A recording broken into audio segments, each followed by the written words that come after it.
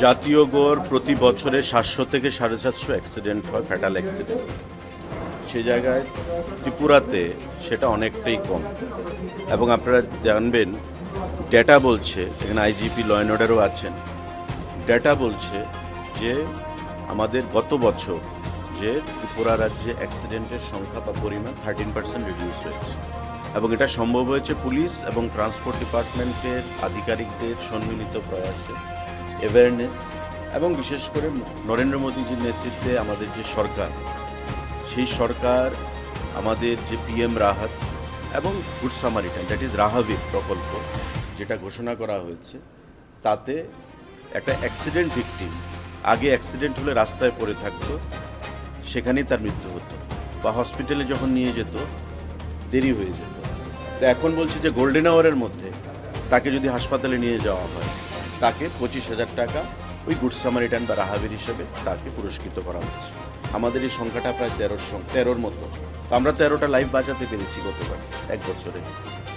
এমন cashless treatment 1.5 লক্ষ টাকা, যেটা নতুন পিএম রাহাত, এই ক্যাশলেস ট্রিটমেন্ট দিয়ে বিভিন্ন হাসপাতালে মানুষ যারা এক্সপেন্সিভ ট্রিটমেন্ট করতে পারতো না, কিন্তু এই 1.5 লক্ষ টাকা দিয়ে এই ক্যাশলেস ট্রিটমেন্টের মাধ্যমে মানুষের জীবন বাঁচাতে সক্ষম হচ্ছে। এবং আয়ুষ্মান ভারত আন্ডারে যে হাসপাতালগুলো এমপ্যানেল, প্রত্যেকটা হাসপাতাল ওই ক্যাশলেস ট্রিটমেন্টের জন্য এমপ্যানেল।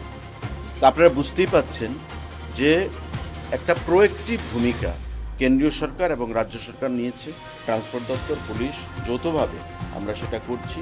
এবং আগামী দিনে আমাদের লক্ষ্য হচ্ছে মর্টালিটির সংখ্যা কমানো এবং মানুষের লাইফকে আরও দীর্ঘস্থায়ী করা, দীর্ঘমেয়াদী করা, দীর্ঘজীবী করা। এটা হচ্ছে মোদিজির লক্ষ্য। টাকা টোটাল এসছে, তার মধ্যে ফাইন মানি বাবদ 35 কোটি টাকার উপর এসছে চালানের মাধ্যমে যেটা আসে। তো এটা দিনের পর দিন বৃদ্ধি পাচ্ছে স্টেট এক্সচেকারে বা স্টেট রেভিনিউতে যে কন্ট্রিবিউশন।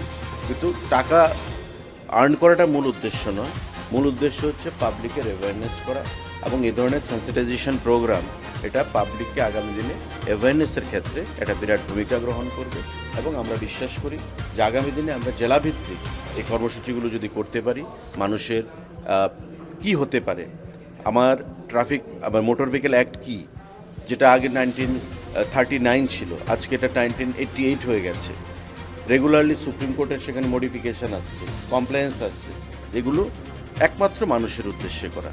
স্বাভাবিকভাবেই আমাদের লক্ষ্য, আমাদের উদ্দেশ্য হচ্ছে রাজ্যের প্রতিটি জেলায়, প্রতিটি মহকুমায়, প্রতিটি পঞ্চায়েতে জনপ্রতিনিধি, প্রশাসন, ডিএম লেভেলে তাদের সঙ্গে আমরা আলোচনা করে আগামী দিনে এটা করব। আরও বৃহৎ আকারে এই ধরনের সেন্সিটাইজেশন প্রোগ্রামের মাধ্যমে জনগণকে আমরা অবগত % মতো কমেছে এবং মৃত্যুর হার, অ্যাক্সিডেন্টের সংখ্যা কমেছে এবং মৃত্যুর হারও সংখ্যা কমেছে। আর পিএম রাহাত এবং গুড সামারিটান বা আমাদের যে স্কিম, তাতে করে আগামী দিনে সেটা আরও কমবে বলে আমরা বিশ্বাস করি।